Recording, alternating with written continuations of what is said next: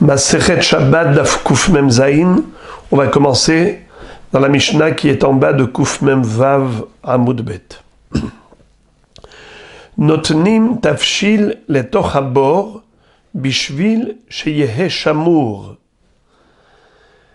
À l'époque, on n'avait pas de frigidaire. Lorsqu'on avait un plat dans une marmite et qu'on ne voulait pas que ça pourrisse, pour mettre ce plat au frais, alors on mettait dans la terre, puisque la terre est humide, fraîche. Alors on mettait plutôt dans le bord, dans un trou. Regardez Rashi. Notnin tafshil etoch habor, bor she'en bo maim. Dans un puits, c'est-à-dire un trou où il n'y a pas d'eau. C'est à l'intérieur de la terre, il fait frais. Sheyehe shamour, Rashi dit, shelo yasriyah mehamat hachom, pour que le plat soit conservé, préservé, qui ne pourrisse pas à cause de la chaleur. Alors à l'intérieur de ce trou, de ce bord, comme il fait frais, il va pouvoir se conserver longtemps. Encore, ve'et hamaim hayafim bara'im bishvil sheyetzanenu. Il n'avait pas de frigidaire. Quand on voulait avoir de l'eau fraîche, qu'est-ce qu'on faisait? On prenait un tonneau, une jarre, une cruche pleine d'eau et on l'enfonçait dans l'eau qui est dans la terre. Mais même si cette eau n'était pas propre, c'était un mikvé d'eau sale. Ce n'est pas gênant, puisque ce qu'on va boire, c'est pas l'eau qui est dans le puits, c'est l'eau qui est dans la cruche. Et la cruche, elle est plongée, elle est enfoncée jusqu'au goulot dans l'eau sale, mais au moins, elle est maintenue en fraîcheur. Je répète, Vetamaim ayafim, et l'eau propre, Baraim dans l'eau sale, Bishvil sheitzanenu, pour rafraîchir l'eau. Encore, Ve'et atsonen bahama, Bishvil sheihamu. On a le droit de prendre quelque chose de froid et de le mettre à chauffer au soleil. Ve'et atsonen, quelque chose de froid, même si c'est cru. Bahama, au soleil. Le soleil, on le sait que ce n'est pas une cuisson interdite pendant Shabbat. On a le droit de se faire cuire un œuf au soleil pendant Shabbat, de mettre l'œuf dans l'assiette, le mettre à la fenêtre, et grâce au soleil, ça va cuire, c'est permis, car ce n'est pas le derer de la cuisson. Ce qui est interdit, c'est soit le feu, soit toldat ha'esh, les dérivés du feu. Tout ce qui a chauffé avec le feu, par exemple, je prends une poêle, je l'ai mise sur le feu, et après je l'ai retirée du feu. Elle était déjà sur le feu avant Shabbat, cette poêle. Je l'ai retirée du feu.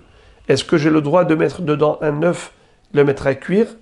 Réponse, asur mina Torah, car cette chaleur qui est dans la poêle, c'est le dérivé du feu. Ça, c'est asur mina Torah. Mais si c'est avec le soleil directement, il n'y a pas de issour. Ve'et atsonen bahama bishvil sheyehamu. Pour chauffer ce qui est froid, on a le droit même au soleil. Mi shenishru kelav ou mi shenashru kelav baderech bamaim mehaler bahem ve'eno hoshesh. Ici, kelav, ça veut dire begadav.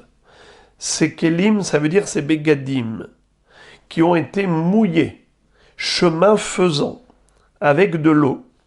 Il a le droit de marcher avec, et on ne craint pas qu'il va peut-être les essorer, chemin faisant. On ne craint pas cela. Il a le droit de marcher avec ses vêtements qui ont été mouillés en route. Alors, tout à l'heure, j'ai ponctué différemment. j'ai dit Mishenashru Kelav Baderer Bamaim, ou bien Mishenishru Kelav Baderer Bamaim. Quelle est la différence entre Nashru ou Nisheru? Nashru, ça veut dire tomber. Nishru, ça veut dire tremper. Alors Tosfot cite un pirouche de Rashi qui figure dans le Daf Pehe, Samerhe, excusez-moi, où Rashi a dit qu'il faut lire dans cette Mishnah Mishenishru Kelav Bamaim, quelqu'un à qui les vêtements ont été trempés dans l'eau, Shorin. Alors, Tosfot ne sont pas d'accord. Ils disent qu'ici, on parle de Neshira, de chute, Mishenashru Kelav Bamaim, quelqu'un qui avait par exemple un châle, et le châle est tombé dans l'eau. Regardez Tosfot, le dernier de la page. Mishenashru Kelav Bamaim Baderer Lachon Nefila. Velo ke pirouche à Kuntras. Le'il beperek bameisha. Chez Nishru bemegeshamim. Que il parle de Beged qui s'est trempé avec de l'eau de pluie. Donc le Beged n'est pas tombé. Il a juste été trempé dans l'eau de pluie. Parce que l'eau de pluie l'a mouillé. Ok. Donc d'une manière ou d'une autre, ça ne change pas grand-chose les maassés. On parle ici de vêtements qui ont été mouillés, que ce soit avec l'eau de pluie ou bien que c'est tombé dans une flaque d'eau. D'une manière ou d'une autre, l'homme a le droit de marcher avec ses vêtements mouillés et nous ne craignons pas qu'ils viennent à les essorer. Higgia la hatzer ahitzona, shothan bahama, aval lo keneged ha'am.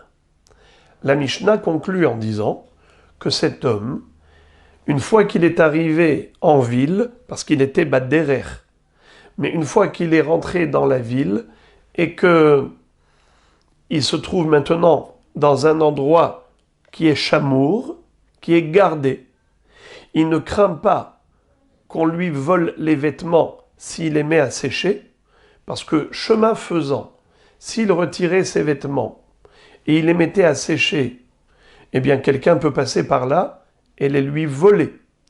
Mais maintenant qu'il est rentré dans la ville et qu'il a un hatzer hamishtameret, il se trouve dans une cour où il peut étendre là-bas ses vêtements, personne ne les volera, alors il a le droit. Donc c'est ce qu'on nous dit. Higia le hatzer ahitzona. Il est arrivé au hatzer qui est extérieur. Qu'est-ce que ça veut dire? Il y a l'intérieur de la ville et il y a la dernière maison de la ville. La dernière maison de la ville, c'est externe. Alors il a le droit, une fois qu'il est arrivé de son chemin au hatzer externe, au hatzer ahitzona, il a le droit d'étendre là-bas ses vêtements. Aval lo keneged ha'am, mais il n'a pas le droit d'étendre ses vêtements devant le peuple. Pourquoi? Car les gens qui vont voir qu'il a étendu ses vêtements, ils vont croire qu'il a lavé ses vêtements pendant Shabbat. Évidemment, c'est une mélacha interdite. Alors qu'est-ce qu'il faut faire? Il faut le faire en cachette. C'est-à-dire, il a le droit d'étendre ses vêtements pour les mettre à sécher. Qu'est-ce qu'il y a de mal? Il n'y a rien de mal, il ne les a pas lavés. Mais il ne faut pas qu'il le fasse devant les gens, car les gens pourraient croire qu'il a lavé ses vêtements pendant Shabbat et que maintenant il les met à sécher. Pour pas qu'on le soupçonne d'une chose pareille, eh bien il ne faut pas les étendre devant les gens, il peut les étendre en cachette. Et immédiatement la Gemara nous dit, Gemara, excusez-moi, pas immédiatement. Dans quelques secondes, nous verrons dans la Gemara que Behemet, la halakha n'est pas comme cette Mishnah. La halakha, elle est comme d'autres Tanaïm qui disent que Kol ma she'asru hachamim mishum mar'it ha'ain, afilu behedre hadarim asur. Tout ce que nos maîtres ont interdit par rapport au mar'it ha'ain, par rapport au regard des autres, qui risquent de croire qu'on a fait un issour, eh bien en réalité, c'est assour pas seulement en public, c'est interdit même en cachette. Pourquoi ? Car une fois que Hachamim ont interdit, ils ont interdit partout. Donc la halakha n'est pas comme cette Mishnah qui dit que c'est assour devant les gens par rapport aux soupçons, mais c'est moutard en cachette. La halakha est que tout ce qui est interdit au regard des autres est interdit même en cachette. Alors, commençons la Gemara. La Gemara demande Pshita, quel est le chidouche ? Mais c'est évident que quoi ? Qu'on a le droit de cacher une marmite à l'intérieur d'un bord, un trou où il n'y a pas d'eau. On ne voit pas quel est le chidouche de la Mishnah, mais c'est une évidence. Réponse. Maoudetema nigzor mishum ashvuye gumot kamash ma'lan. Tu aurais pu dire que c'est assour de peur que la personne, quand elle va descendre dans le bord pour poser sa marmite au fond du puits, peut-être qu'il va s'avérer que le sol n'est pas droit, et donc quand il va poser sa marmite, il risque de voir qu'elle ne va pas bien tenir en équilibre, et il pourrait être tenté d'égaliser le sol, de l'aplanir pour stabiliser sa marmite. Et ça, évidemment, c'est une mélacha de bonnet, l'interdiction de construire pendant Shabbat. Donc égaliser le sol, c'est bonnet. Alors on aurait dû interdire peut-être de cacher sa marmite au fond du puits. Eh bien c'est ça le chidouche. On ne craint pas une chose pareille. Nous ne craignons pas que peut-être il va trouver le sol qui est inégal et qui risque de vouloir l'égaliser, et ainsi de suite. Eh bien, on permet. Vetamaim ayafim baraim, pshita. On a dit que l'eau potable qui se trouve dans la cruche, on a le droit de la plonger dans l'eau non potable. Quel est le chidouche ? Pshita. C'est normal, c'est évident que c'est permis. Réponse, Sefa itzterichale, ve'et atsonen bahama.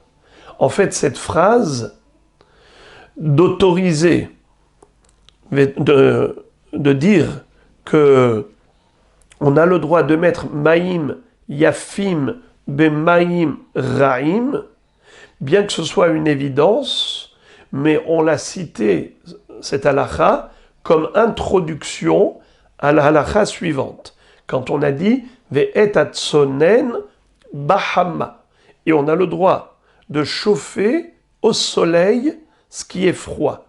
Alors, avant de dire ve'et atsonen bahama, alors on a introduit avec une halakha qui est évidente, et un maïm ayafim baraim.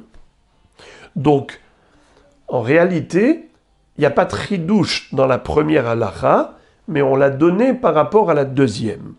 La Gemara se demande Hanami Pshita, mais même la deuxième halakha, elle est évidente. Quel est le chidouche ?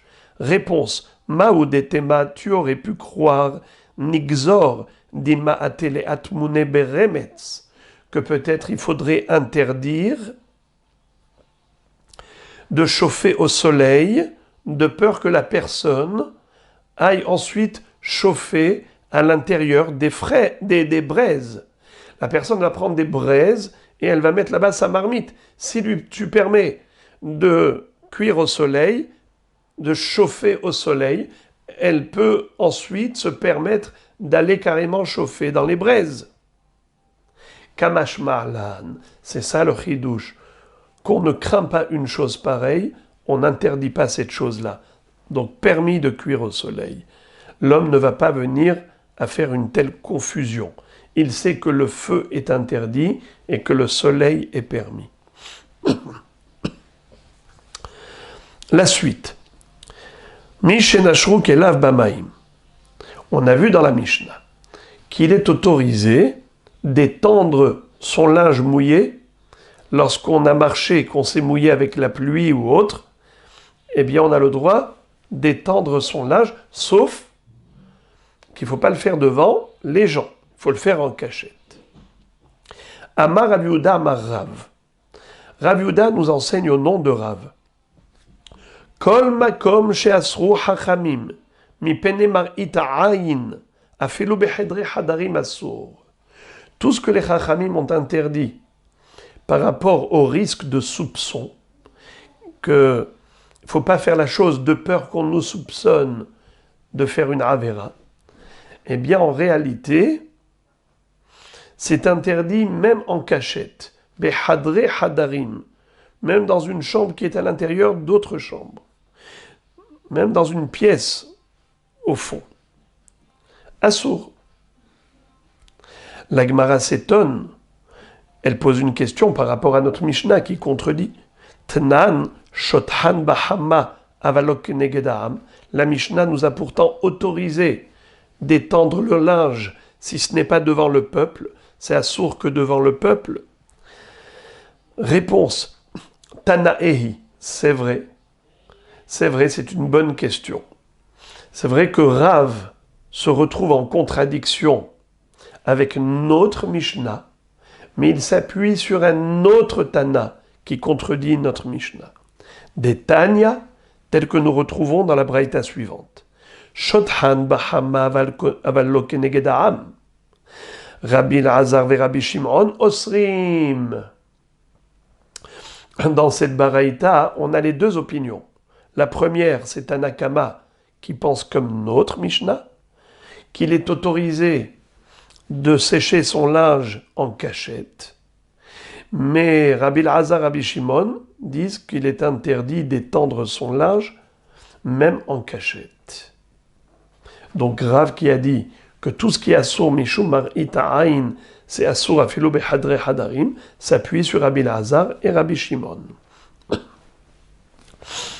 Amaravuna. Maintenant, on va passer à autre chose. Amaravuna. Amenaer talito beshabbat. Quelqu'un qui secoue son vêtement pendant Shabbat. Hayav hatat. Il est passible d'un korban hatat. Rashi et Tosfot sont en mahloket, à savoir quelle est la raison pour laquelle cet homme est en train de secouer le vêtement. Amenaer talito beshabbat hayav hatat. Rashi dit Mina afar. Il y avait de la poussière sur le vêtement. Et c'est assour de secouer son vêtement s'il y a de la poussière dessus. Car, nous dit Rashi, hayav hatat des zehulibuna. Car c'est melaben, c'est blanchir, c'est laver le linge pendant Shabbat. C'est une chose qui est interdite, c'est une melacha. Tosfot. Regardez en premier Tosfot de la page. Amenaer talito piresh rah. Rabbeinu Hanan el. Minatal she'alav. Dehainu kibus velibun hayav hatat. Il y a de la rosée sur le chapeau. Il y a de la rosée sur le vêtement. Alors l'interdiction de secouer le talit, lorsqu'il y a de la rosée dessus, c'est parce qu'il est mouillé. Et d'après Tosfot, mais la benne, c'est seulement s'il y a du mouillage, que s'il y a eu, que si le vêtement était trempé. Alors là, quand il va le secouer pour extraire l'eau, là ça s'appelle kibous, liboun. Mais sinon, si c'est juste de la poussière, d'après Tosfot, ce n'est pas considéré melacha de melaben. La question que pose Rabbi Akiva Iger dans le Gilion Hachas ici, c'est que le Rabbi Akiva Iger nous renvoie au Rashi dans Daf Kuf Mem Aleph. Qu'est-ce qu'il dit là-bas? Il dit que le din de l'iboun, la melacha de l'iboun, n'a lieu d'être que si ça a été lavé avec de l'eau. Puisque là-bas, nous voyons que si quelqu'un avait une saleté sur le vêtement, il a le droit de frotter de l'intérieur, il fait rentrer ses doigts à l'intérieur du vêtement et il frotte les deux parties du vêtement pour effriter la saleté et la faire tomber. Et Rashi disait qu'étant donné que ce n'est pas fait avec de l'eau, eh bien il n'y a pas de issour de mélaben, ou bien même de gratter avec son ongle. Alors Rashi se contredit, puisque là-bas, il avait dit que tant que ce n'est pas avec de l'eau, ça ne s'appelle pas mélaben. Alors, il y a des méfarchim qui répondent à cette question. Ils disent que ce n'est pas contradictoire. Là-bas, pourquoi ce n'est pas considéré mélaben? C'est parce que même s'il va gratter, même s'il va un peu frotter, il y aura toujours une trace. Le vêtement restera sale. Alors, en effet, c'est mélaben. Tandis que la poussière, lorsqu'on secoue le vêtement de la poussière, eh bien la poussière disparaît totalement. Et le vêtement devient nickel. C'est la raison pour laquelle ça s'appelle mélaben. Blanchir le vêtement, même sans eau. On continue. La Gemara, maintenant, va nous préciser que l'interdiction de secouer un vêtement de la poussière, d'après Rashi, ou de la rosée, d'après Tosfot, lo amaran ela behadete, aval be'atike litlan ba, velo amaran ela be'ukme, aval behivare vesumake litlan ba, vehu dekapid alayu. J'ai lu d'un bloc sans traduire, parce que je voudrais d'abord dire oralement, et ensuite on va retraduire. Pour que ce soit interdit, pour que ce soit une melacha de melaben minatora, lorsqu'on secoue le vêtement de sa poussière, d'après Rashi, ou de sa rosée, d'après Tosfot, il faut qu'il y ait trois conditions réunies. Premièrement, il faut que ce soit un vêtement neuf. Deuxièmement, il faut que ce soit un vêtement noir. Troisièmement, il faut que ce soit quelqu'un qui est makpid, c'est-à-dire que le propriétaire est makpid de ne jamais marcher avec un vêtement poussiéreux. Mais si il manque l'une des trois conditions, soit par exemple, le Baal Habayit n'est pas makpid, en semaine, il marche avec la poussière, ça ne le dérange pas. Et donc, puisque ça ne le dérange pas en semaine, même si pendant Shabbat, l'Irvot Shabbat, il a secoué, il n'a pas commis de Issour. Ou bien, si c'était un vêtement de couleur blanche ou rouge, il n'y a pas de Issour. On n'est pas tellement makpid, ça veut dire que ça se remarque moins, la poussière. Dans le noir, ça se remarque tout de suite. Comme des pellicules sur un vêtement noir, ça se remarque tout de suite. Et également, c'est uniquement Behadash, que si le vêtement est neuf. Mais s'il est Yashan, Atik, alors également, il n'y a pas autant de Kpeda. L'homme n'est pas aussi makpid pour la propreté. Donc pour que ce soit assour, il faut qu'il y ait trois critères réunis. Neuf, noir et makpid. Alors relisons. Velo amaran ela behadete. Tout ce qu'on a dit que c'est assour hayaf khatat. Mishum melaben, c'est seulement si c'est hadete, hadash. Aval be'atike litlanba. Mais si c'est ancien, un vieux vêtement, il n'y a pas de issour en le secouant. Chen lo amaran ela be'uchme. L'interdiction de secouer, c'est uniquement si c'est un vêtement qui est shahor. Et donc le shahor, c'est éclatant comme couleur. Tout de suite, on remarque la poussière. Alors le derech des gens, c'est d'être makpid. C'est pour cela que ça s'appelle melaben. Aval behivare, mais si c'était blanc, ou soumake ou rouge, litlanba, on n'a aucune exigence là-dessus, il n'y a pas d'interdiction. Vehu de kapid alayu. Et également, quand est-ce que hadash et shahor c'est assour, que si l'homme est makpid, toute la semaine il est makpid, mais si il n'a pas l'habitude d'être makpid, alors il a le droit Shabbat de le secouer de sa poussière. La Gemara raconte une histoire à ce propos. Oula, c'était le nom d'un grand hacham, Ikla le Pumbadita, est arrivé dans la ville babylonienne qui s'appelait Pumbadita. Haza Rabanan de Kamenaptse Glimayu. Il a remarqué pendant Shabbat que les hachamim secouaient leurs vêtements avant de le mettre. Amar Kamehalelin Rabanan Shabta. Il s'est dit, eh bien, ces Talmidei Chachamim profanent le Shabbat. Et c'est comme ça qu'il leur a dit même. Il leur a dit, vous faites un issour. Amar lehu Rav Yehuda, nafutsile be'ape. Nafutsele be'ape. Rav Yehuda a dit, vous pouvez secouer même devant lui. N'ayez pas peur de sa critique. Pourquoi? Anan lokapdin mide. Car nous, toute la semaine, on marche avec la poussière, ça ne nous dérange pas. Ça veut dire qu'on n'est pas makpid. Donc, si on n'est pas makpid, on a le droit à Shabbat de le secouer.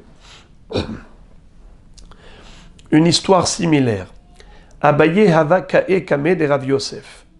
Abaye, qui était l'élève de Rav Yosef, se tenait devant lui. Amar le havli kumtai. Rav Yosef a dit à Abaye, donne-moi mon chapeau. Hazadeika tala ale. Il a vu qu'il y avait de la rosée dessus. Et d'ailleurs, Tosfot disent que de cette histoire, on a la preuve que le sujet de la Sugia ici, c'est par rapport à la rosée, et pas juste de la poussière. Donc il a vu des hava tala ale. Il y avait du tal, de la rosée. Hava kamehasem le mitvale. C'est-à-dire, Abaye était hésitant. Il ne savait pas quoi faire. Est-ce qu'il lui donne avec la rosée dessus, donc il est sale, ou bien est-ce qu'il le secoue avant de lui donner? Mais Hassem,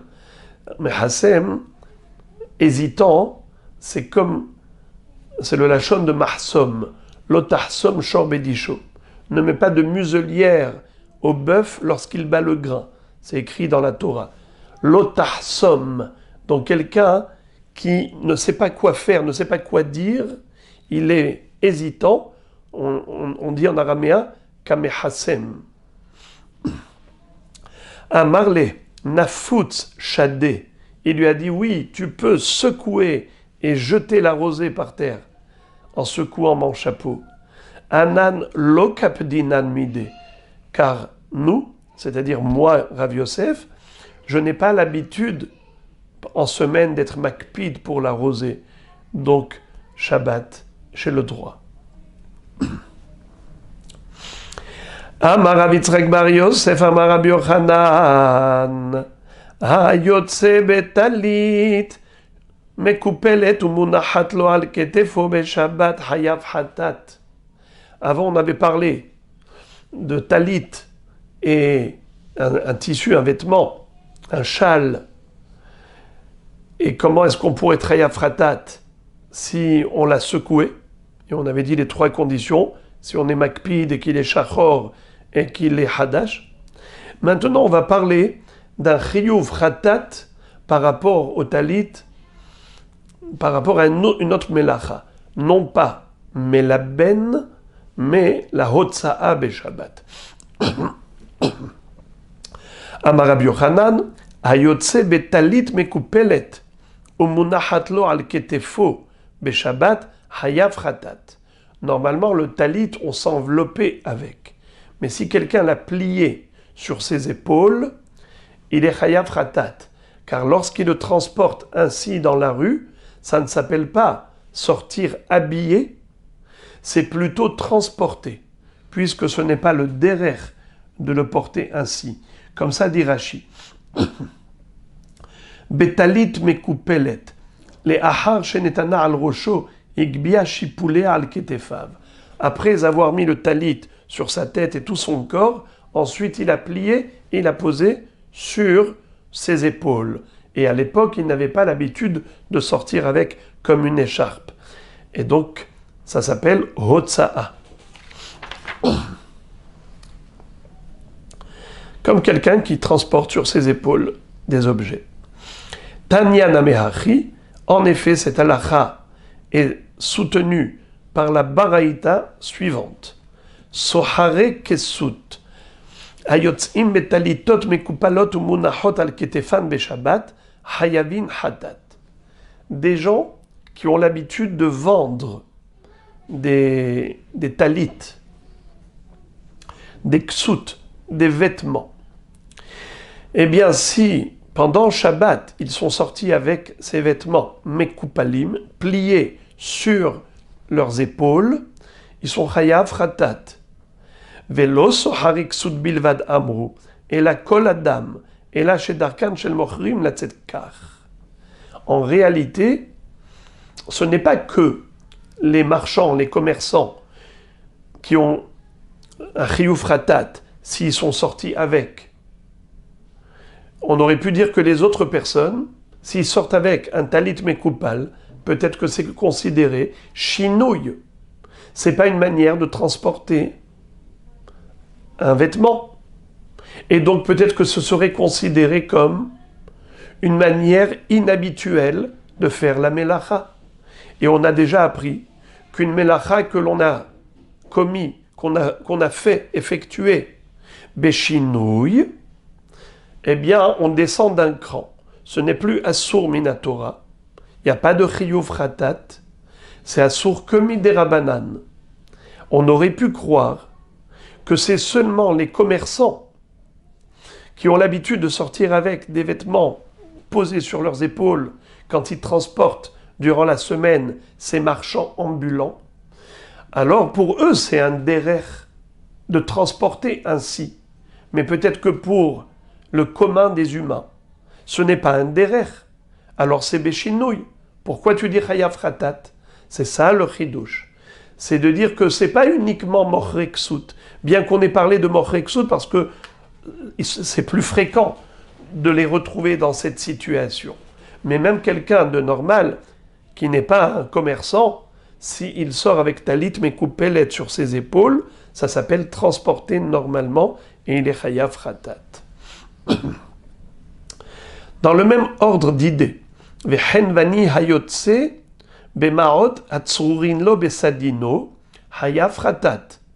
Un commerçant, un henvani plutôt un épicier, qui a pris son argent, au lieu de porter dans sa bourse, dans une pochette d'argent, il a pris un drap, il y a mis dedans toutes ses pièces, et il a pris son baluchon derrière lui, c'est-à-dire son sadine. Chayav khatat. Il est chayav khatat pour le transport pendant Shabbat. Velo behenvani bilvad amru et la kol adam. Ce issour est applicable pas uniquement au henvani, mais à tout homme. Et là, chez Darko, chez le henvani, la tzedkar, on a parlé de henvani parce que généralement, c'est lui qui sort avec beaucoup de pièces. Mais n'importe qui ferait pareil, il serait chayav khatat. Et on ne dirait pas que c'est un chinouille, en disant que normalement, l'argent se transporte dans une pochette, dans une bourse, pas dans un drap. Eh bien non. Lorsqu'on n'a pas de pochette, on mettait dans un drap. Ve'aratanin yotz'in besudarin she'al ktefan. Maintenant, on avait dit tout à l'heure qu'un talit mekoupelet, c'est assour, mais pour certains, c'est permis. C'est qui? Les gens de la ville de Ratan. Car là-bas, c'est comme ça qu'on sortait, avec des châles comme des écharpes autour du cou, sur l'épaule. Alors relisons. Veharatanin yotz'in besudarin she'al ktefan. Eux, ils ont le droit de sortir avec un soudar qui est plié sur son katef. Velo beratanin bilvad amru et la kol adam et la shedarkam shel ratanin la tzedbekar. pas seulement dans cette ville. Si dans une autre ville, on avait cette habitude, eh bien, ce serait permis, puisqu'ils ont l'habitude de sortir ainsi. Alors, tout à l'heure, j'ai dit que ça dépend des endroits. En fait, il y a une différence, c'est que là-haut, on a parlé de talit. Et ensuite, on a parlé de soudar. La différence entre talit et soudar, c'est que talit, c'est fait pour s'envelopper tout le corps avec, alors que soudar, c'est fait que pour mettre sur la tête et mettre comme une écharpe. Alors, c'est ça la différence. C'est que le talit, puisque c'est fait pour s'envelopper avec, si tu as été mekapel-oto sur les épaules, ça s'appelle transporter un talit. C'est une melacha. Otsa'a beshabbat. Mais le soudar qui est fait juste pour couvrir la tête et les épaules, comme une écharpe, alors ça ne s'appelle pas Hotsa'a, c'est la manière de s'habiller, comme dans la ville de Ratan, où les gens avaient l'habitude de mettre ce genre d'écharpe, de châle, et bien pareillement, partout où on a l'habitude de le faire, ça ne s'appelle pas Hotsa'a. La Baraïta conclut en nous racontant une histoire. Amar Rabbi Yehuda, Maaseh Behorkanos, beno shel Rabbi Eliezer ben Horkanos, sheyatsa besudar she'al ktefo beshabbat, ela shenima krucha lo be'etzba'o. וכשבא הדבר לפני חכמים אמרו אפילו אין נימה כרוחה לו באצבעו. Qu'est-ce que ça veut dire? Par rapport à ce soudar dont on vient de dire qu'il est permis de sortir avec, bien qu'il soit posé que sur les épaules, la tête et les épaules et pas sur tout le corps, eh bien, on nous raconte que Horkanos, le fils de Rabbi Eliezer ben Horkanos, quand il était sorti Shabbat avec un soudar pareil, il avait fait une astuce, c'est qu'il a attaché l'une des franges, l'un des fils qui pendait du soudar, il a attaché autour de son doigt. Pourquoi? Parce qu'il craignait qu'en marchant, le soudar tombe par terre et qu'il risque de le ramasser et de marcher 4 coudées dans Reshut Harabim, chose qui évidemment est interdite. On n'a pas le droit de transporter quoi que ce soit dans sa main. Alors, pour se sécuriser, il a enroulé, entouré le fil qui pendait du soudar autour de son doigt. Alors, quand on a raconté au Chachamim, est-ce que c'est nécessaire, cette humra, ils ont dit ce n'est pas la peine. Chachamim n'ont pas exigé une chose pareille. La personne, elle marche avec le soudar, normalement, ça ne tombe pas, il n'y a pas besoin de se rajouter des sécurités en plus, puisque en général, ça ne tombe pas. Fin de citation de Baraïta. Darash Rav Nachman bar Rav Chizda, Misheme de Rav Chizda, Halacha afalpi she'en nima keruchalo be'etzbe'otav. Donc, Rav Nachman bar Rav Chizda tranche la halacha au nom de son père, Rav Chizda, que quoi? Que la halacha, elle est comme Chachamim qui ont dit qu'on n'a pas besoin d'enrouler le fil autour du doigt pour se tenir le soudar.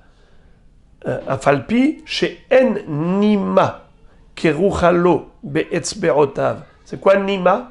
Un fil. Bien qu'il n'y ait pas un fil attaché autour de ses doigts. Très bien. La Gemara maintenant va nous parler de différents cas de porter ce talit. Oula ikla lebe asi barhine. Oula est arrivé un jour dans le Beth Midrash d'un homme qui s'appelait Assi barhine. Baoumine. Maoula asot marzev beshabbat. On lui a posé la question: a-t-on le droit de faire une gouttière dans son vêtement pendant Shabbat? Qu'est-ce que c'est que cette histoire de gouttière? En fait, c'est comme un ourlet. Seulement, un ourlet à l'envers. Les ourlets, en général, c'est quoi? C'est qu'on remonte le bas du vêtement, le pan du vêtement qui est remonté, on le coud, et en fait, vous avez comme une gouttière au travers de l'ourlet. N'est-ce pas? Il y a un espace vide. Comme une gouttière. Ça s'appelle marzev, une gouttière. Donc c'est une expression pour illustrer la forme, la configuration. Alors ils avaient l'habitude d'enjoliver le vêtement en remontant le bas du vêtement vers le haut, et il faisait passer un fil et il attachait comme ça, et ça restait ainsi tout le temps. Faire cela pendant Shabbat, est-ce que c'est permis ou interdit?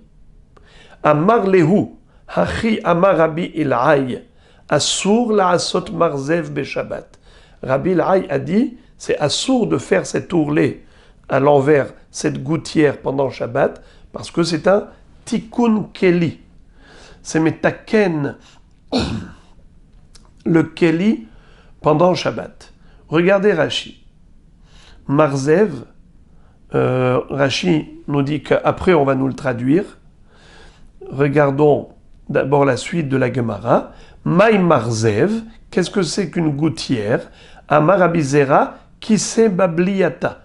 C'est comme les pochettes que faisaient les ourlets, que faisaient les gens de Bavel quand ils pliaient leurs vêtements vers le haut, c'est-à-dire qu'ils remontaient vers le haut le bas du vêtement et ils l'attachaient avec des fils. Regardez Rashi. Kise babliata, shemesalkin bigdehem mina haaretz, kshehem arukim.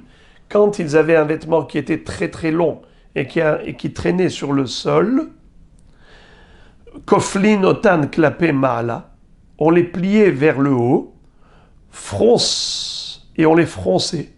Ou marzikin otan al yedechutim, vehainu kemin kis ou kmo marzev. Et on les tenait avec des fils, et ça ressemble à un kis, à une pochette, une poche, et ça ressemble à une gouttière, cet ourlet.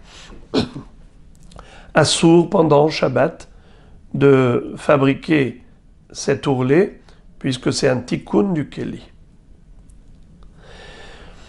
Rabbi Irmia Havayativ Kame de Rabbi Zera. Rabbi Irmia était un jour assis devant Rabbi Zera. Amarle, Hachi Maï, Amarle Assour. Vehachi Maï, Amarle Assour. Qu'est-ce que ça veut dire? Rabbi Irmia se trouvait devant son maître. Il avait pris un grand vêtement et il s'est mis à montrer à Rabbi Zera toutes sortes d'illustrations. Il lui a dit, c'était en semaine, c'était pas Shabbat. Il lui dit, Rabbi, est-ce que comme ça c'est permis de faire? Il lui dit, assour. Et après il lui dit, et comme ça c'est permis? Assour. Amar Rav Papa, nekot haiklala biadecha. La vérité, on ne nous a pas dit qu'est-ce qu'il lui a montré. Mais on peut imaginer des cas de figure comme par exemple le marzev, il lui a montré que c'est assour. Alors, nekot haiklala biadecha. Rav Papa te dit, voici la règle générale. Kol adata del kanoufe assour. Kol delehitnaot shari. Si c'est juste pour enjoliver, c'est permis. Les hitnaot, s'embellir. Mais si c'est des canoufés, c'est-à-dire rassembler et plier et tenir ce pli de l'ourlet définitivement, donc c'est un tikkun keli, c'est la réparation du vêtement assour pendant Shabbat. Je répète, kol adata dele kanoufé assour. Tant qu'on a l'intention de rassembler le vêtement, c'est-à-dire de le plier et de le tenir définitivement avec des fils, ainsi, c'est assour. Mais si c'est juste pour l'enjoliver pendant 1 heure, c'est-à-dire le plier et de le tenir juste pendant un moment provisoirement, alors c'est pas un tikkun keli, c'est permis. Ki ha derav shisha, pere derav idi, mitnae besadino hava. En effet, il y avait un Rav qui, tous les jours, quand il mettait son sadine, eh bien, il faisait comme ça des plis et il s'embellissait avec toutes sortes de fronces et de plis, mais il ne le faisait pas pour longtemps parce qu'après il allait le défaire et donc même Shabbat se serait permis puisque ce n'est pas définitif. Comme ça dit Rashi. Les hitnaot. Alors je reprends le Rashi d'avant. Les kanoufés. Sheyehe metukan tamid. Les hamid ki poulo les olam. C'est assour. Les hitnaot. Les filles sha'a. Mutar. Mitnae besadino. Hava. Ahar shenit atef. Haya metakno al gufo. Ou meyashvo. Ou behol ka'amar. Klomar. Alma de orhe behachi. Bewadin le Shabbat. Puisque toute la semaine, c'est comme ça qu'il faisait. Pendant qu'il s'habillait, il faisait des jolis plis, et après ça, il défaisait. Donc, même Shabbat, il avait le droit de le faire. Maintenant, la Gemara revient à ce din dont on avait vu précédemment, qu'il est interdit de transporter un vêtement plié sur ses épaules. Kiata Ravdimi. Ravdimi, lorsqu'il est venu d'Eretz Israël en Babylonie, Amar, il a raconté Pa'am Ahat Yatsa Rabbi Lassadeh. Rabbeinu Kadosh est allé dans les champs. Vehayush Netzide Talito Munachim al Ketefo. Et les deux côtés de son talit étaient pliés et ramassés sur ses épaules. Mais le reste du talit était suspendu derrière son dos. Il n'avait plié que les côtés.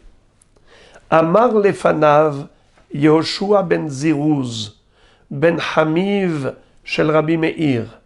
Alors qui était avec lui et qui lui a fait une remarque pour lui dire que c'est assour, c'était Yehoshua ben Ziruz, qui était le beau-frère de Rabbi Meir Baalanes.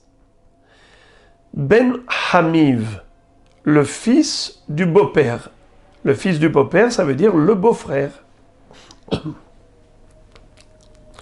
Le beau-frère de Rabbi Meir Baalanes a fait une remarque à Rabbeinu Akadosh.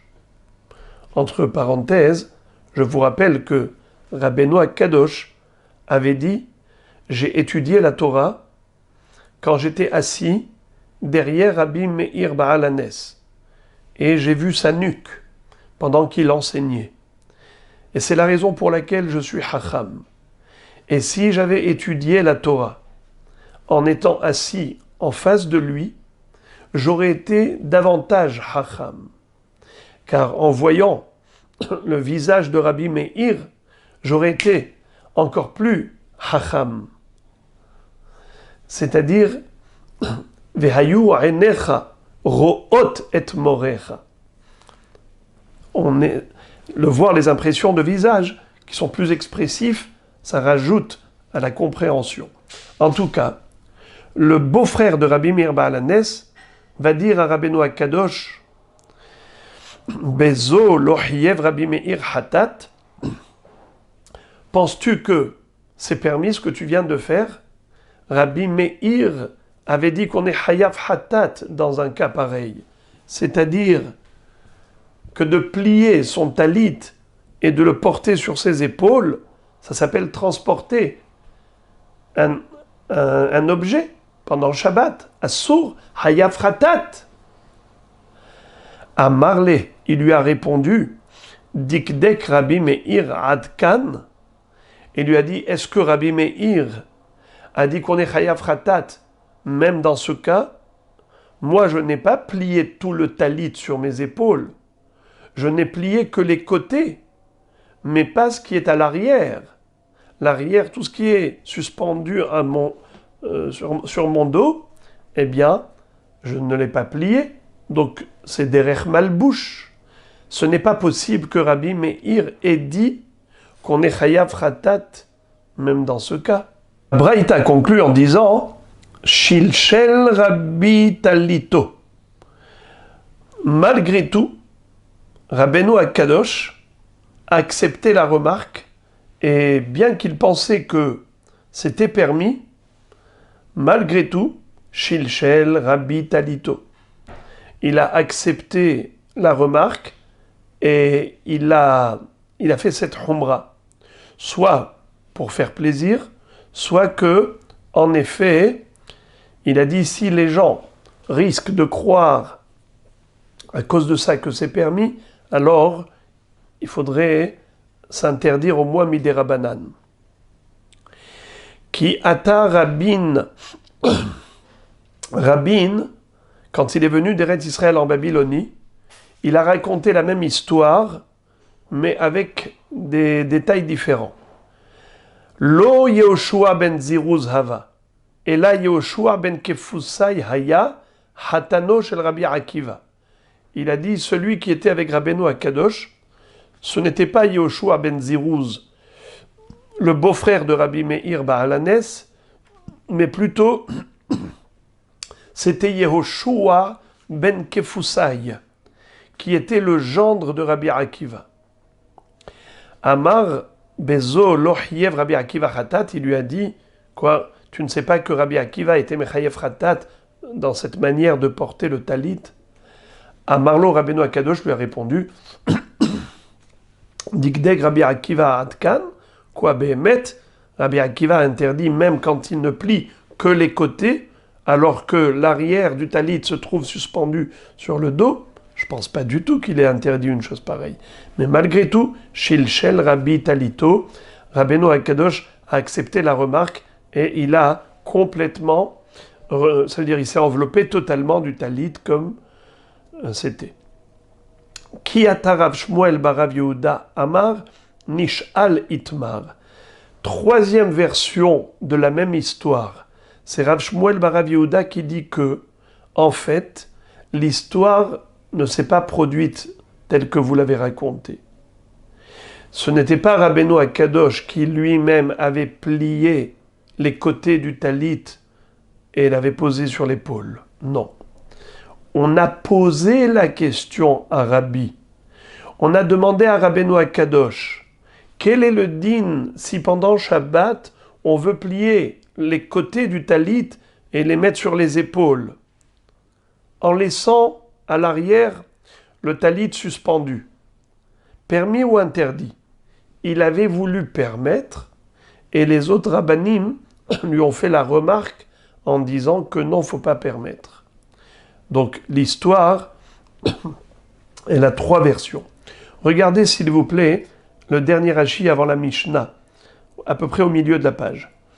Nish'al itmar, lo ira ma'aseze le rabbi, et la sha'alou le fanav, ma'ou la tzedbo, ou bikesh le hatir, ad she'amrou le fanav, mishum rabbi meir, hayav hatat. De ihu savar, הואיל ואינה מקופלת, שהרי אחוריה היו נופלין למטה מן כתפיו, אלא שצידיה היו מונחים על כתפיו, היה סובר דרך מלבוש הוא. Voilà donc le עניין.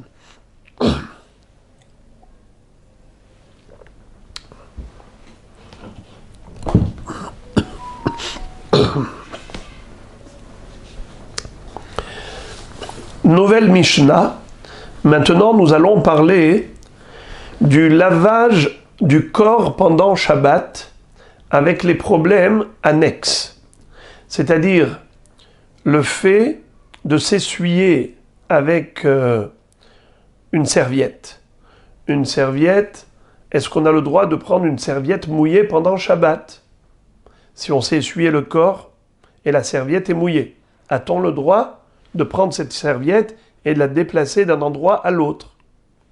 De manière générale, on avait déjà appris que pendant Shabbat, on n'a pas le droit de se laver à l'eau chaude, même si l'eau avait chauffé avant Shabbat.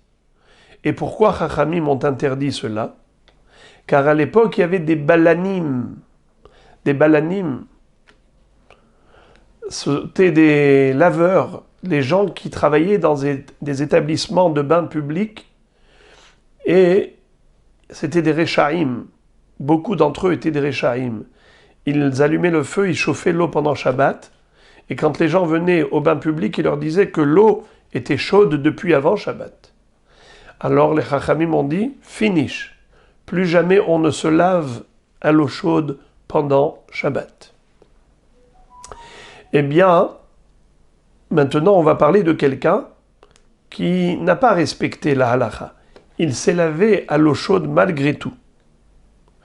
Il y a des cas où c'est permis de se laver à l'eau chaude, c'est dans Hamet Tiveria. Hamet Tiveria, puisque c'est de l'eau qui est naturellement chaude, c'est pas de l'eau qu'on chauffe artificiellement, il n'y a aucun risque de chauffer Hamet Tiveria, alors c'est moutar. Lisons maintenant. Harochetz beme me'ara. Celui qui se lave avec de l'eau chaude de la grotte. Qu'est-ce que c'est de l'eau chaude de la grotte? Rashi nous explique. Me mikve mekure, sheu ham, ve'en humo yotse. Ve'davka hamin nakat, mishum achi katane harochetz di'avad. Pourquoi la Mishnah n'a pas dit Mutar lichotz beshabbat? Elle n'a pas dit non, parce que c'est un sourd. Elle a parlé de harochetz comme d'un fait accompli. Quelqu'un qui a déjà fait le mal. Harochetz beme me'ara. Il s'est déjà lavé avec l'eau chaude qui se trouvait dans me'ara. C'est quoi me'ara? C'est un mikvé recouvert partiellement. C'est comme ça qu'ils faisaient à l'époque. Pour que l'eau reste chaude, alors ils avaient des citernes d'eau chaude.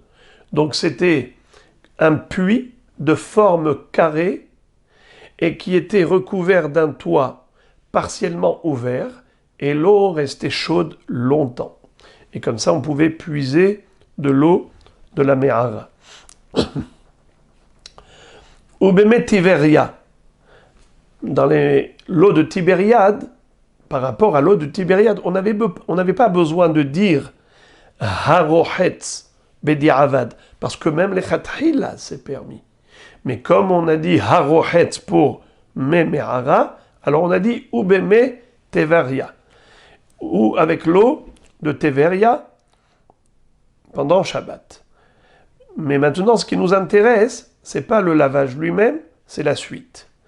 Venistapag, et il s'est essuyé le corps. Comme ça dit Rashi, Vekineyah. Afilu be'eser alontiot lo yeviem beyado. Bien qu'il ait utilisé 10 serviettes, il n'a pas le droit de transporter chacune d'elles, ces 10 serviettes. Pourquoi? Car elles sont imbibées d'eau et il risque de les essorer pendant Shabbat pour extraire l'eau. Et pourquoi on nous dit même 10 serviettes? C'est quoi le chidouche? Car si c'était qu'une seule serviette, c'est sûr qu'il y a un risque d'essorage. Car s'essuyer tout le corps avec une serviette, surtout les serviettes de l'époque, qui n'étaient pas peut-être très spongeuses, alors c'était plein d'eau imbibée, alors on pourrait facilement venir à essorer le vêtement. Donc c'est assourd de déplacer la serviette, c'est évident. Mais même s'il a utilisé 10 serviettes, une serviette pour la tête, une serviette pour les mains, une serviette pour les pieds, et donc il y a très peu d'eau dans la serviette. Malgré tout, c'est assourd de déplacer cette serviette de peur qu'il arrive à les essorer. Regardez Rashi. Afilu be'eser alontiot, même avec 10 alontit.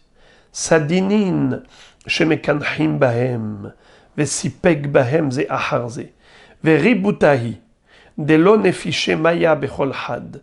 Et c'est un grand chidouche, bien qu'il n'y ait pas beaucoup d'eau dans chacune de ces serviettes. Afilu achim, malgré tout, lo yeviem beyado betoch beto, afilu al yede eruv, shema ishkach, veishot bevo'o. Faut pas qu'il les transporte avec ses mains de la maison, même avec eruv, Ça veut dire même s'il n'y a pas de problème de transporter dans la rue. Et pourquoi est-ce que c'est assour? Shema ishkach veishat. De peur qu'il oublie que c'est Shabbat et qu'il les essore. Aval. Mais il y a un cas où c'est permis de déplacer la serviette si on est plusieurs personnes.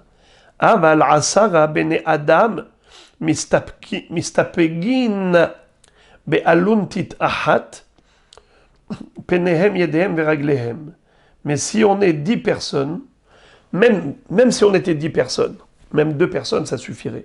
Mais même 10 personnes, c'est une façon de dire, même si la serviette, elle est extrêmement mouillée, elle est pleine d'eau, et donc c'est sûr qu'il y a ici un grand risque d'essorer. Malgré tout, c'est permis. Pourquoi?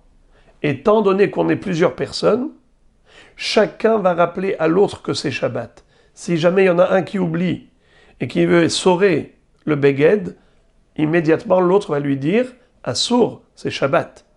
Alors pourquoi est-ce qu'on a parlé de Asara?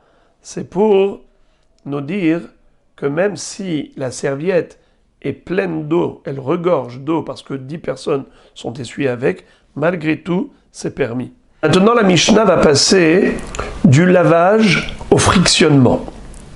Sachin ou memashmeshin, aval lo mit'ammelin, velo mitgarerin. Qu'est-ce que ça veut dire? Le frictionnement, ça s'appelle sicha. Sachin, on a le droit de prendre de l'huile pendant Shabbat et de se frictionner, c'est-à-dire de passer de l'huile sur tout le corps avec sa main, gentiment, doucement. Sachin ou memashmeshin. Aval lo mit'ammelin. On a le droit de faire sicha. On a le droit de masser le corps avec ses mains par plaisir. Aval lo mit'ammelin. Mais pas be'amal. Pas masser fortement. Pourquoi? Également, l'omitgarerin. On n'a pas le droit de prendre une brosse pour être mégarer le corps. Pourquoi c'est assour? Rachid dit comme ça. Memashmeshin bayad al kol hagouf lehana'a. Aval lo mit'amelim leshafshef bekoach. Velo mitgarerin bemegareret. Dehave ovda dehol. Ces deux actions, elles sont interdites parce que c'est ovdin dehol. Ce sont des actions qui ressemblent à des actions profanes. C'est la raison pour laquelle c'est interdit pendant Shabbat. Le massage, si c'est pour quelqu'un qui est bari, c'est juste pour se faire plaisir, on ne voit pas que c'est fait pour guérir un malade, alors il n'y a pas de issour. Par contre, si c'était quelqu'un qui est malade et il fait des massages en tant que refoua, c'est assour pendant Shabbat.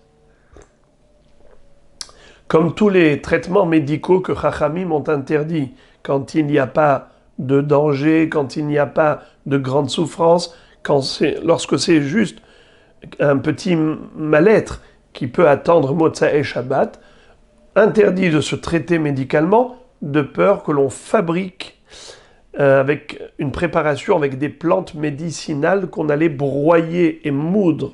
Or, c'est assour de moudre pendant Shabbat. Gzera mishum shhikat samamanim. En yordin les kurdima. Alors, maintenant, la Mishnah nous cite encore d'autres interdits pendant Shabbat. En yordin les kurdima. On n'a pas le droit d'aller se tremper dans le fleuve qui s'appelle Kurdima. C'était un fleuve en Eretz Israël. Et ve'en osin apiktoizin. Et on n'a pas le droit non plus de prendre un traitement médical qui permet de vomir. Quelqu'un qui a fait une indigestion, alors il prenait un produit, c'était une préparation qui donnait envie de vomir, et la personne comme ça se soignait avec du apictoisine. On n'a pas le droit non plus, Shabbat, de redresser les membres d'un petit bébé, pas le jour même de sa naissance, plus tard. Parce que le jour même de la naissance, on a le droit de faire tout ce qui est tzorké à tinok, tout ce qui est nécessaire pour le bébé, quand il n'y a pas de Issour de Issour Torah. C'est juste des Issour des Rabbanan, on a le droit le jour de la naissance. N'est-ce pas? C'est une kol tzorké à tinok. Mais là, on ne parle pas du jour de la naissance, on parle de plus tard, où il y a une luxation de membres qui peut être réparée après Shabbat. Évidemment, on ne parle pas de danger, quand il n'y a pas de risque. Eh bien, dans ce cas-là, on attend après Shabbat pour redresser les membres et les emboîter convenablement. Alors, en me'atsevin et katan, ve en mahazirin et shever, pareil, de remettre l'os à sa place. Mi shenifreka yado veraglo, lo itrefem betsonen, aval rohetsu kedarko, vim nitrapa. Quelqu'un qui a eu un problème justement d'une luxation d'un membre, eh bien, il n'a pas le droit de prendre de l'eau froide et de masser pour rétablir ses membres, parce qu'on voit bien que c'est un traitement médical, mais il a le droit de se laver à l'eau froide normalement, et il nitra pas. Et s'il a guéri, il a guéri. Mais au moins, il n'a pas montré qu'il a fait une action qui visait le traitement médical. Gemara. Katane meme'ara dumia de meteveria. La Mishnah nous a cité deux sortes d'eau chaude. D'eau. Meme'ara et meteveria. Ma meteveria hamin, af meme'ara hamin. En fait, c'était pour te dire que les meme'ara ressemblent aux meteveria. De la même façon que l'eau de Tibériade, c'est de l'eau qui est naturellement chaude, ainsi meme'ara en question, c'est de l'eau qui était chaude. Et c'est pour cela que le Tana a dû dire Harohetz bedi'avad in lechatchila lo. On n'a pas dit rohetz, on a dit harohetz. Celui qui s'est lavé. Sous-entendu, il a commis un issour, car lechatchila c'était assour.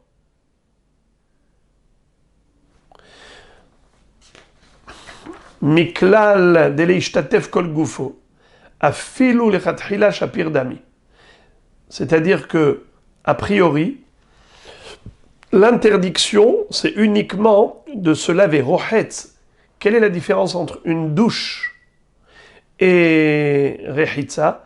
Rechitza, c'est un lavage où on se trempe, mamash, on se baigne dans la baignoire.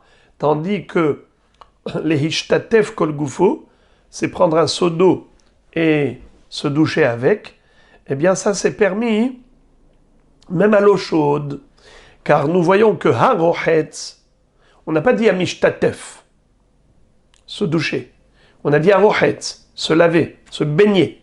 Sous-entendu que même à l'eau chaude, l'interdiction pendant Shabbat, c'est uniquement si tu te baignes dans l'eau chaude. Mais si tu prends un seau d'eau chaude et tu te laves avec, tu te douches avec, c'est permis. Mani. Qui est l'auteur de cette Mishnah qui autorise de se doucher à l'eau chaude et qui interdit juste se baigner? Rabbi Shimonhi, c'est Rabbi Shimon. Detania, comme il est écrit dans la braïta suivante. Lo ishtatef Adam, ben behamin ben betsonen. Divrei Rabbi Meir. Rabbi Shimon matir. Rabbi Uda Omer behamin asur, betsonen mutar. Il y a ici, dans cette braïta, une marloquette avec trois opinions.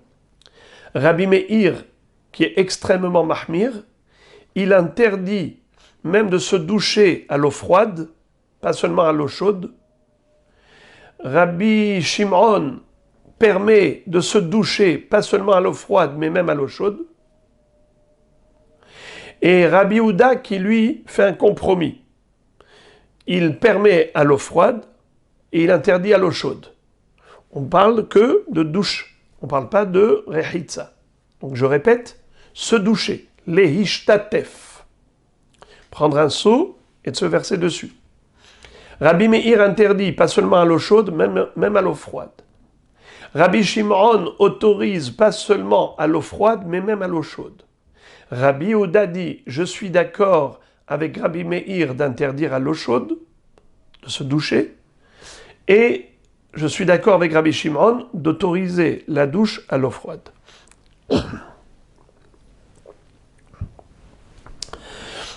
Maintenant, la Gemara va développer la Mishnah. On a dit dans la Mishnah, Venistapeg afilu be'eser alontiot.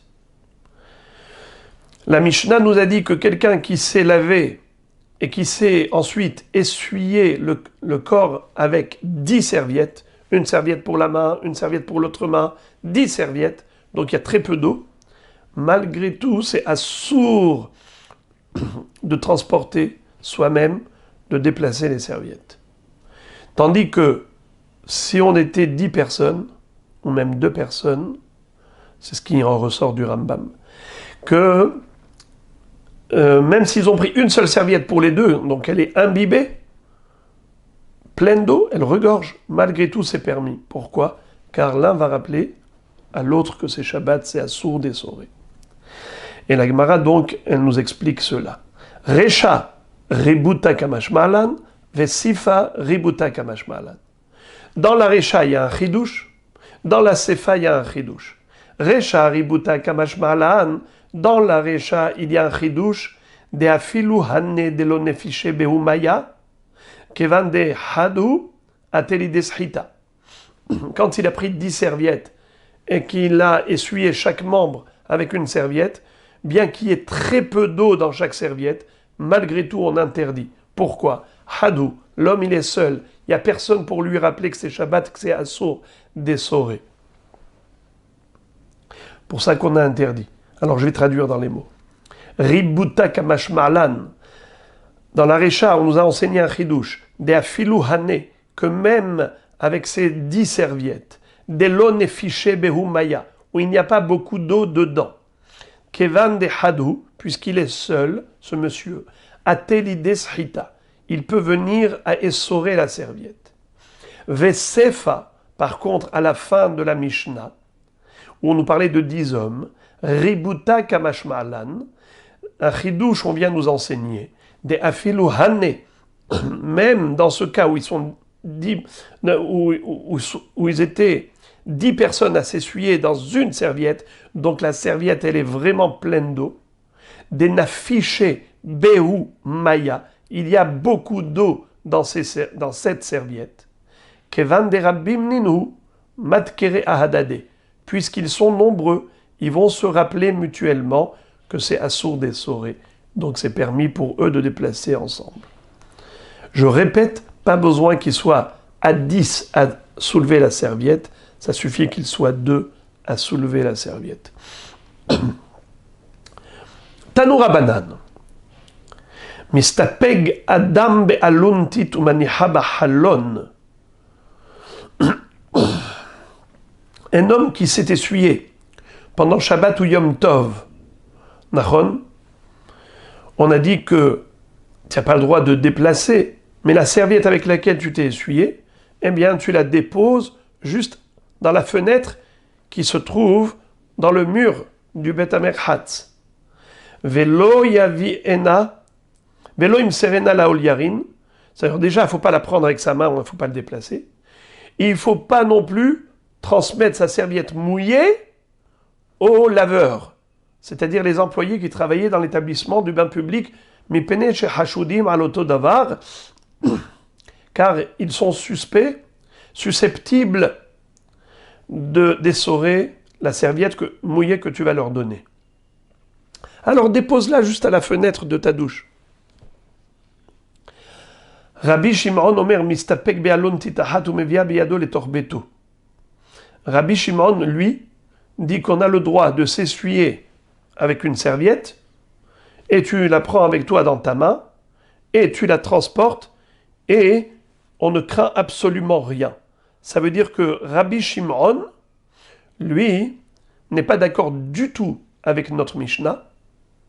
Il est holek sur notre Mishnah, et il dit non, on ne craint pas que l'homme vienne à essorer la serviette mouillée, et il dit permis de s'essuyer avec une serviette, et tu la portes chez toi, tu n'as pas besoin de la laisser là-bas, évidemment dans un endroit où il y a la hérouve, pas dans un endroit où c'est Reshut Arabim.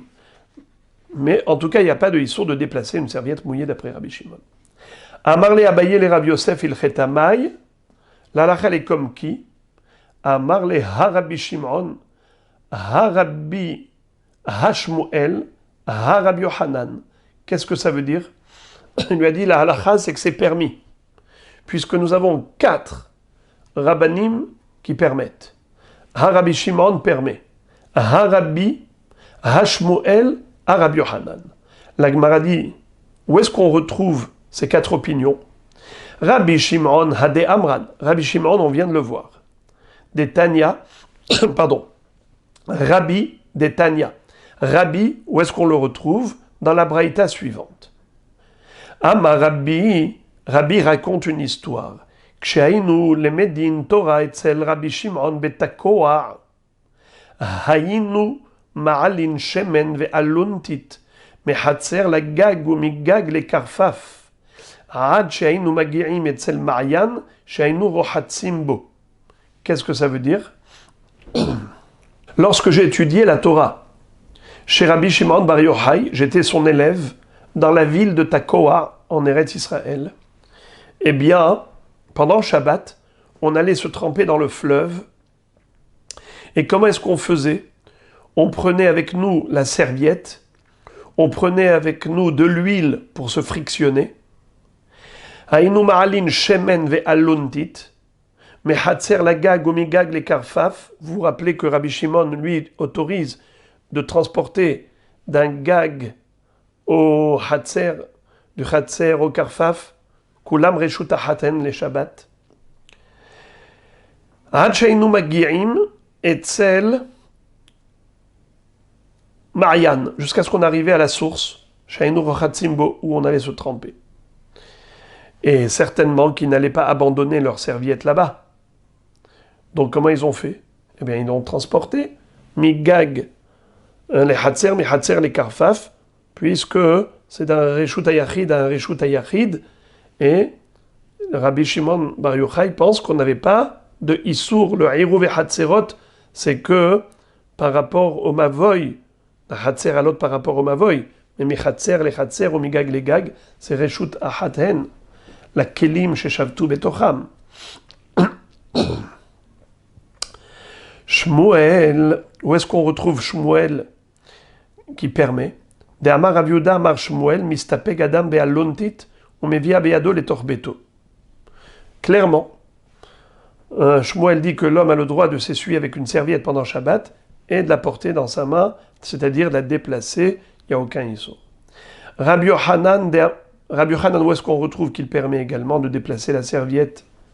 De Amar Rabbi Chia Baraba Amar Rabbi Yohanan, halacha mistapeg adam be'aluntit ou mevia be'ado le torbeto. Il dit que c'est ça la halacha, clairement.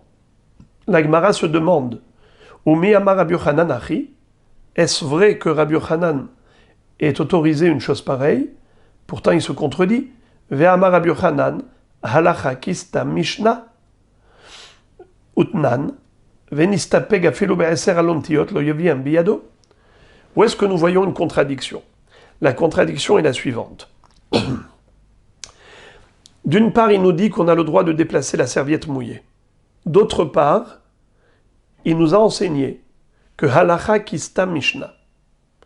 Dans tout le chasse, les shisha sidre mishna, Rabbeinu Akadosh très souvent, il nous enseigne des mishnayot stam. Ça veut dire qu'il nous donne une halacha sans citer l'auteur de cette halacha. Et parfois, il nous donne le nom des Tanaïm qui ont donné cet enseignement.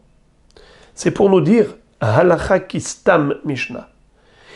il a été posek la halakha comme Stam Mishnah.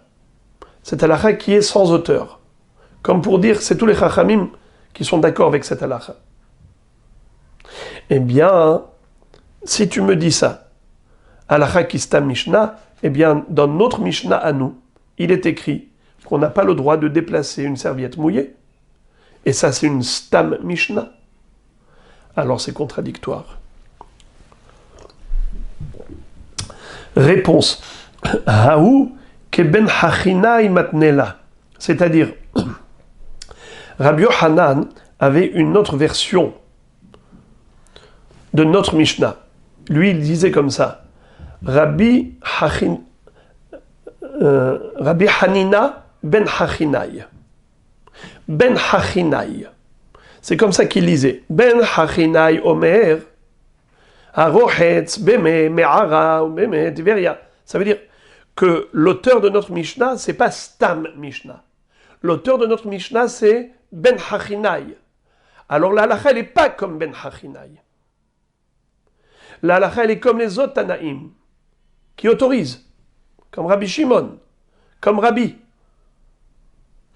Et donc comme Shmuel. Voilà, Rabbi Yochanan, c'est le 4e.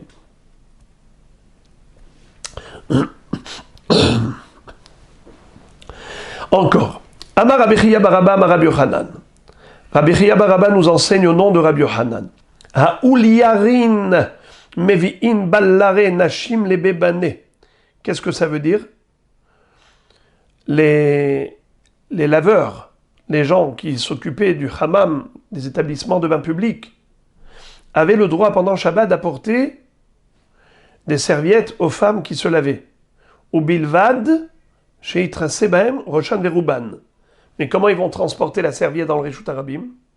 Eh bien, la serviette était très grande et ils s'enveloppaient la tête et le rov du corps. Comme un talit.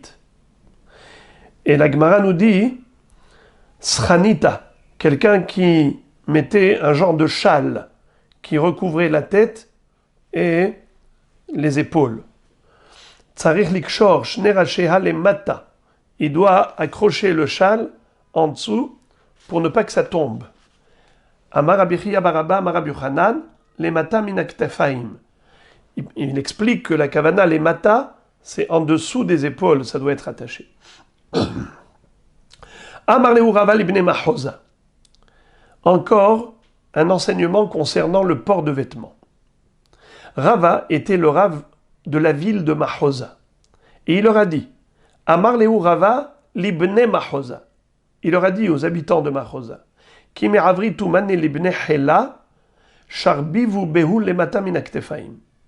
Lorsque vous devez apporter aux soldats des vêtements, des châles, et vous êtes obligé de traverser le domaine public pendant Shabbat, alors recouvrez-vous avec ces châles la tête et les épaules, et attachez-les en dessous des ktafaim, en dessous des épaules, pour qu'on voit bien que c'est pas juste un transport, c'est que vraiment vous mettez ça comme un vêtement, derech malbouche. Encore, on a appris dans la Mishnah, Sachin ou Memashmeshin. On avait vu qu'on avait le droit de se frictionner avec de l'huile. Et on avait le droit également de faire un massage sur tout le corps qui a pour but de se faire plaisir, mais pas un massage de refoua. Et aussi pas un massage fort où on passe la main très fortement sur le corps. Sinon, c'est Ovdin Dehol. Il faut passer gentiment, caresser en quelque sorte le corps. Hechi Avid, quand on a dit que le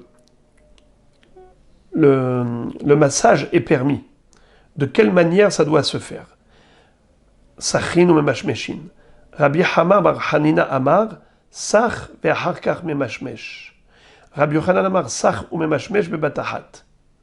C'est-à-dire que le chinouille qu'il doit faire, c'est que d'abord, il fait passer de l'huile partout, et ensuite, il caresse, il se masse. Ça, c'est un chinouille. Rabbi Yochanan dit, Sach ou memashmesh bebatahat.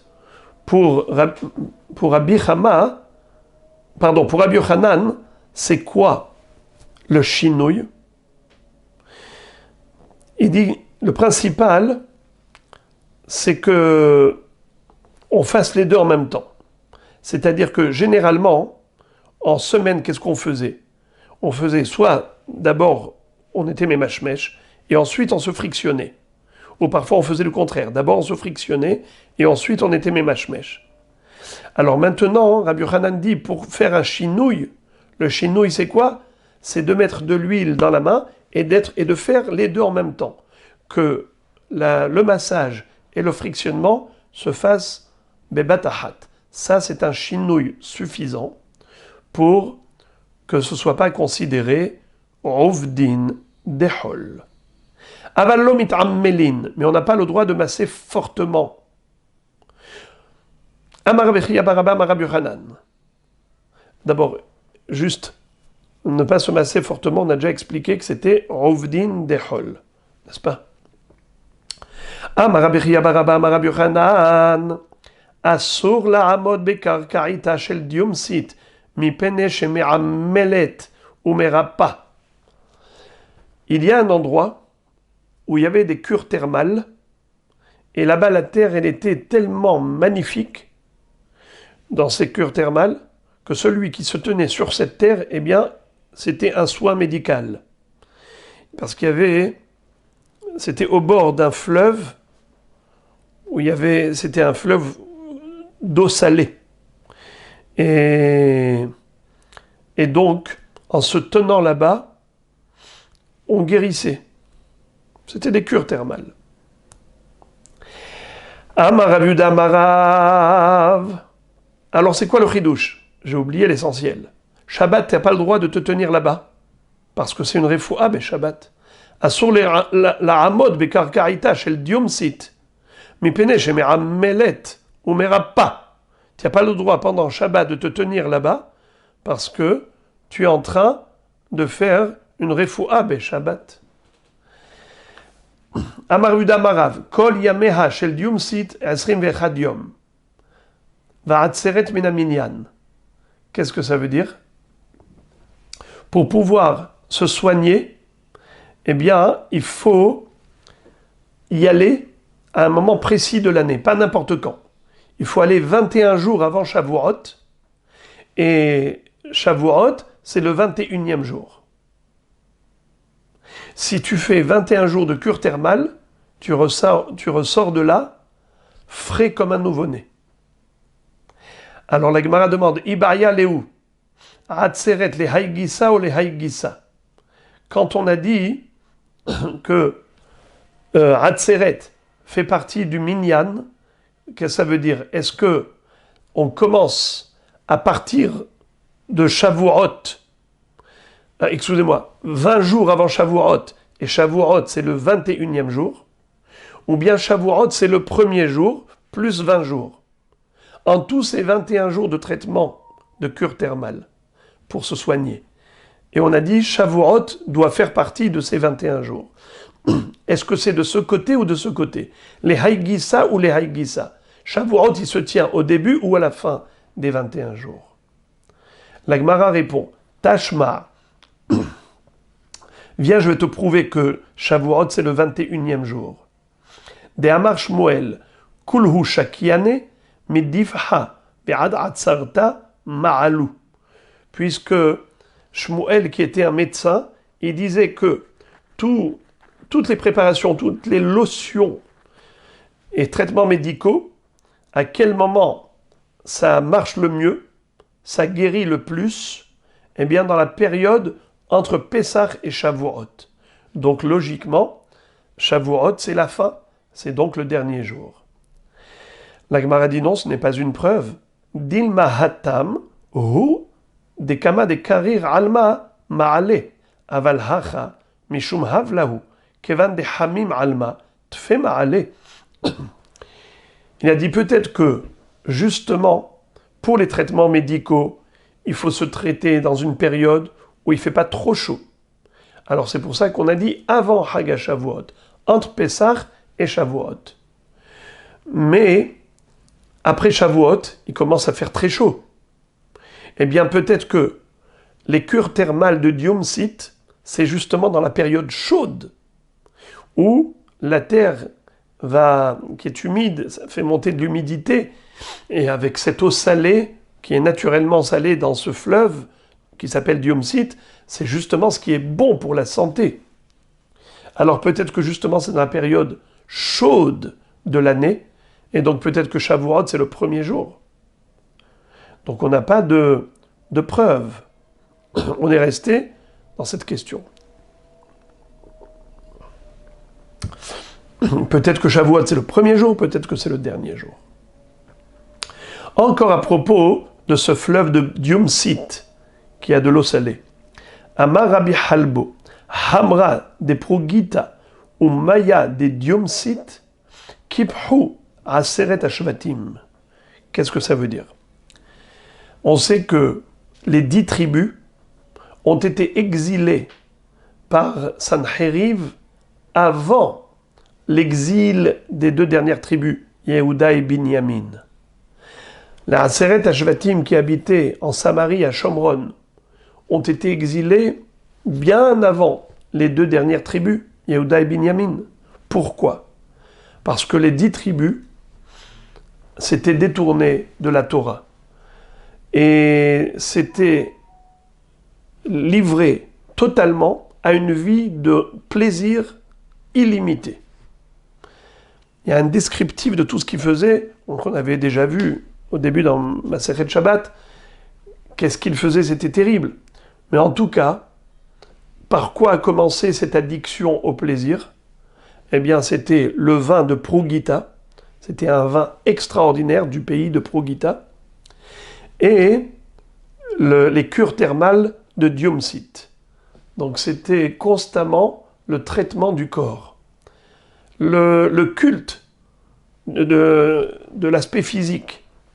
C'est la raison pour laquelle, malheureusement, petit à petit, ils ont sombré dans un déclin spirituel qui a fait que, plus tard, ils vont abandonner totalement la Torah. Ils vont faire des avérotes très graves. C'est la raison pour laquelle ils ont été en galoute les premiers. Répétons.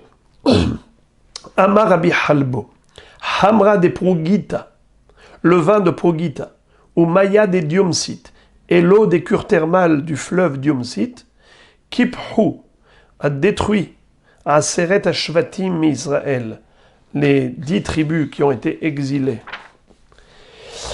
Et la Gemara raconte qu'il y avait un Tana qui a tellement aimé et apprécié Yom Sit que malheureusement il a perdu sa chokhma, sa grande sagesse, à cause de cette vie de plaisir qu'il a adoptée par rapport à ses cures thermales. Rabbi Elazar ben Arach, Iklar lehatam. Il est arrivé dans cet endroit de Progita et de Yom Sit, Imshir Batrayu, il s'est laissé entraîner par cette recherche de plaisir. Irakar Talmudeh, malheureusement il a oublié son Talmud. Kiadar Ata, quand il est revenu de Progita et de Yom Sit, Kam le Mikre Besifra, on l'a invité à monter à la Torah, et c'était Parashat Bo. Il devait lire le pasuk HaChodesh Hazeh Lachem Rosh Chodashim Rishon Hu Lachem Lechodshei Hashana. Ba'a le Mikra HaChodesh Hazeh Lachem. Ve'amar HaCheresh Haya Libam. Au lieu de lire HaChodesh, il a lu HaCheresh. Le Dalet, il a transformé en Resh. Au lieu de Hazé, il a lu Haya. Et au lieu de Lachem, il a lu Libam. Hacheresh, Haya, Libam. Au lieu de Hachodesh Hazé Lachem. Le Maharsha dit que pourquoi Kadosh Baruch Hu l'a poussé à cette erreur? Hacheresh, Haya, Libam, ça veut dire leur cœur est devenu sourd. C'était pour dire, toi, Rabbi Elazar ben Arach, tu étais le plus grand des élèves de Rabban Yochanan ben Zakkai. À tel point que Rabbi Yochanan ben Zakkai avait dit, si on pouvait mettre tous les Talmidei Chachamim du monde dans un côté de la balance, et Rabbi Elazar ben Arach tout seul de l'autre côté de la balance, Machria et Kulam, eh bien, il est encore plus fort que tout le monde à la fois. Aya libo kemayan amid gaber. Son cœur était une source jaillissante de Torah.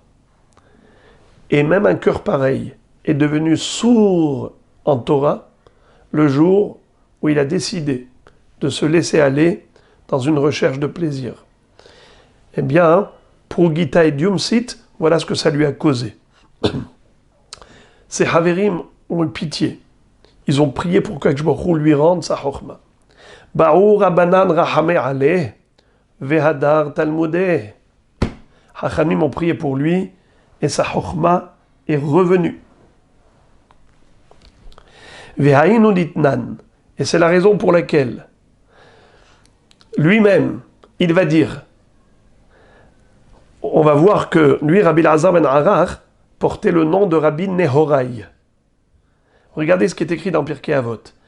Rabbi Nehorai Omer, Heve Golel Limkom Torah. Rabbi Nehorai nous dit, va en galoute pour la Torah. Toi, tu dois te déplacer pour aller étudier la Torah au Beth Midrash avec les Hachamim. Ve'al tomar shehi tavo acharecha. Ne crois pas que la Torah, elle va te suivre. Toi, tu dois aller vers elle. Shehaverecha yekaimuha biyadecha. Si tu vas avec tes haverim, eh bien tes haverim vont t'aider à évoluer dans la Torah. Ve'el binatecha al tisha'en. Ne compte pas sur ton intelligence. Ne t'appuie pas sur tes acquis. Tu peux tout oublier. Tana, lo Rabbi Nehorai Shemo, ela Rabbi Nehemia Shemo, ve'amrela Rabbi Elazar ben Arach Shemo, ve'lama nikra Shemo Rabbi Nehorai, shemanhir ene hachamim ba'alacha. Rabbi Nehorai n'était pas son nom, c'était son surnom. Quel était son vrai nom? Certains disent que c'était Rabbi Nehemia, d'autres disent que c'était Rabbi Elazar ben Arach, mais en tout cas, ce Rabbi Nehorai, pourquoi on lui a donné ce nom?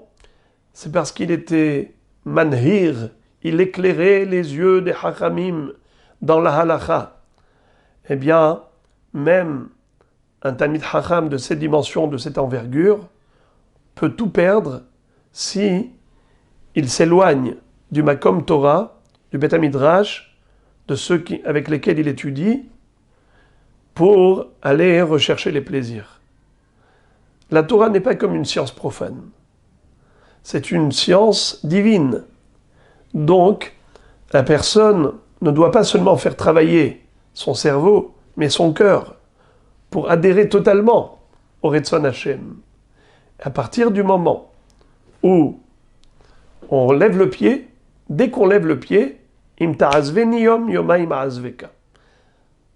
La Torah dit d'elle, elle s'adresse à ses étudiants, si tu m'abandonnes un jour, eh bien moi, je t'abandonnerai 2 jours. 1 plus 2, ça fait 3. Il faudra 3 jours de travail pour rattraper. Lo ya'achena zahav u'sruchit u'klepaz. La Gemara dit, par rapport à ce pasuk, divrei Torah, kashin liknotan, keklepaz, vekale abdan, kiklesruchit. Les divrei Torah, c'est difficile de les acquérir, de les obtenir. Exactement comme des kelim en or fin. Paz, c'est de l'or fin. Mais c'est facile de les perdre. La Torah, on la perd très facilement. Comme klesruchit, un keli en verre, en cristal, un qui tombe par terre et ça y est. Donc, pour l'acquérir, c'est dur comme le métal le plus précieux, l'or, et pour perdre, c'est tchic-tchac. Difficile de construire, facile de détruire. Donc la personne, une fois qu'elle s'est investie, alors il faut qu'elle conserve le rythme. Chaque jour étudier, de manière à ce qu'il n'y ait jamais d'interruption, et c'est comme ça qu'on construit et qu'on évolue et qu'on progresse au jour le jour, Be'ezrat Hashem. Bruchim tiyu tzadikim.